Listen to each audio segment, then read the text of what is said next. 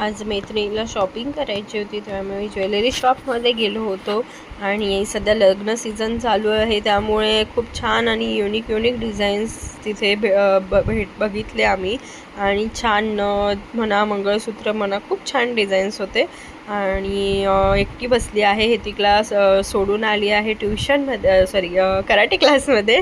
तर एकटी बसली आहे, आज कोणीच नाही आहे.